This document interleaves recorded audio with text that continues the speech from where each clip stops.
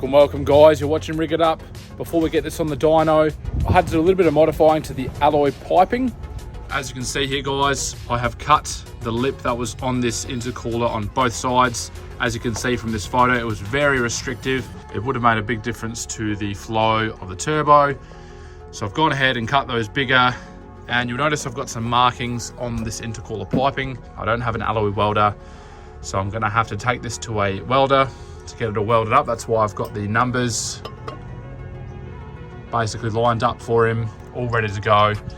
So rather than before, if you remember from the episode where I put the big turbo on, there was just so many different silicone hoses and clamps. It just looked messy and it was restrictive. So I've just decided to make it flow better.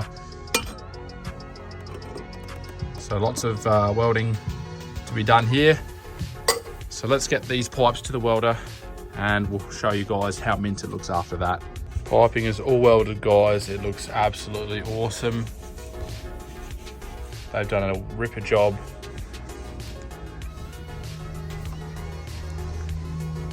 They've even put lips on the sections that I cut, so I can put the silicone piping on there and it won't pop off under boost. So super happy with how it turned out guys. So let's get these pipes on.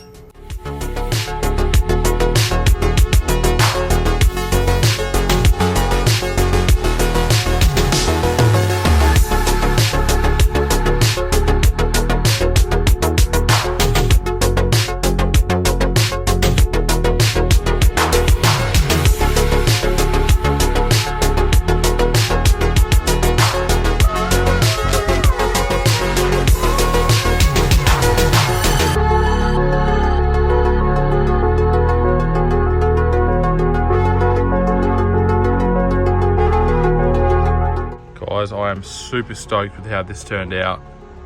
Better than I even anticipated. Everything fits perfectly. I've got clearance, you know, even there, just a tiniest bit of clearance. I've got clearance there so it doesn't touch the plastic. Clearance between the turbo and the intercooler. Everything is fitting perfectly. It looks much nicer. What do you guys reckon? Beautiful.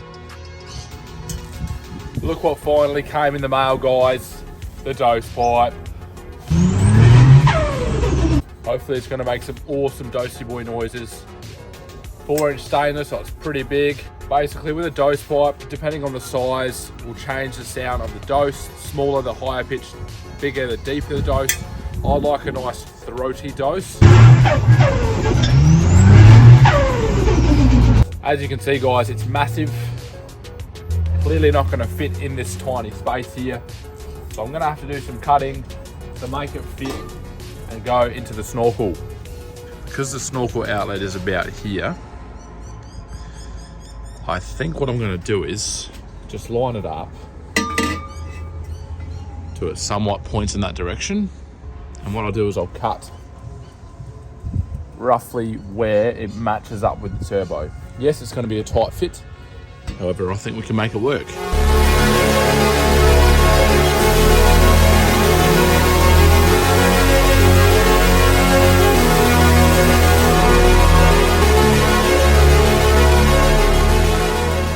The dose pipe is getting there, guys. I've basically got it all measured and cut to the right length. Got the silicone pipes all cut and ready to go. Before I install all of it though, you've got your crankcase breather there, the breather pipe there, and usually if you don't have a catch can, it's going to go right back into the intake.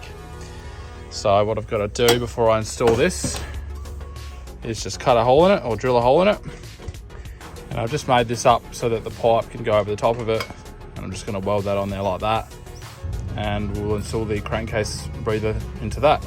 Maybe down the track I'll get a catch can just to stop the oil from getting into the intake.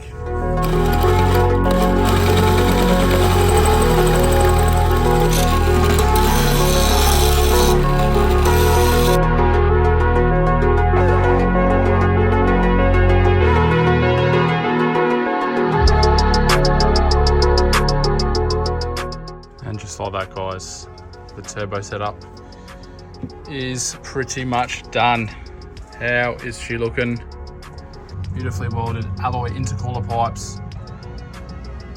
Just flow down under there. All 3-inch all the way through. And we've got this massive 4-inch stainless pipe into the airbox, which then goes into the snorkel.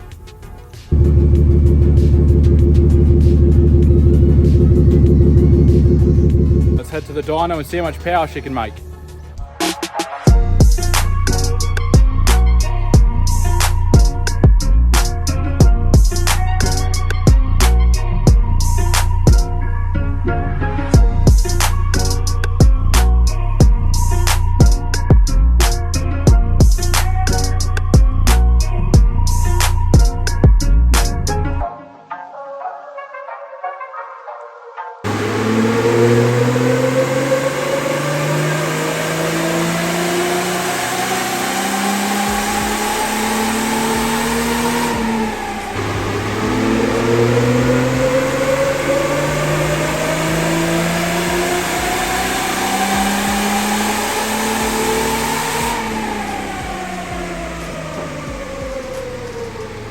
Alright guys, so the tuner's done a few runs. Apparently it's not making boost, it's only running about 3 psi, so I reckon it's the intercooler that is restricting it. Well guys, what a disappointment. Because the intercooler is so small, it is a huge restriction and caused me to not make as much power as I expected. As you can see here guys, pre-intercooler pressure, if you look at the red, was 5.3 pound, and then post-intercooler or manifold pressure was 3.3 pounds. So it's losing about 2 pound of boost just because of the intercooler. So they had to cut it there. However guys, the car still feels great, more powerful than before, and the boost comes on hard. Have a listen.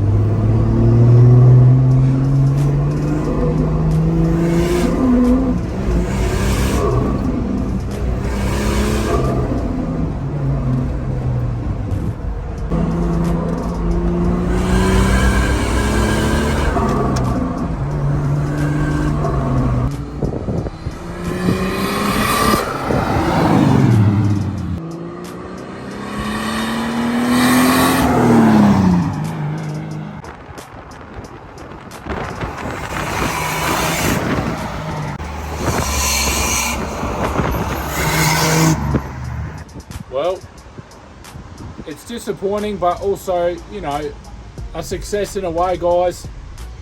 The car has a little bit more power. Now, even though the dyno graph says it doesn't, the feeling is better. The previous owner maybe got the tune done on a hub dyno, and if you guys are dyno gurus out there, you know that a hub dyno always reads a better result because you don't have the loss in power from the tires. I'm running 35s. Not only that, it's all 4 wheels driving, so you're going to lose a bit of power on the dyno. It's definitely got more power up hills, especially second gear, absolutely relentless. The screamer sounds great, so even though I didn't get as much power as I wanted to, guys, the results are pretty good. Just a bit of a rundown with the tuning results, and the tuner, what he was saying was because of the water to air intercooler, it's very restrictive. It's actually bringing down the boost pressure a lot, which can be dangerous for the turbo if it's trying to push all this air through here but not getting enough air into the intake. So we could only put it up to 5 pound, which is what it was at before. The turbo is obviously well capable of much more than that. So guys, I'm going to be running this setup for a little bit longer, keeping it as it is. It's a safe tune, only running 5 pounds. Later on though, I'm going to get rid of this, get a front mount intercooler. Not only will it help with cooling better, but also a lot more boost, so we can have better dose sounds and a lot more power. Comment below guys what you think I should do with the front mount intercooler. Show me what you've done on Instagram, message me, give me ideas. I want to know about it. Thanks guys, I'll see you in the next episode.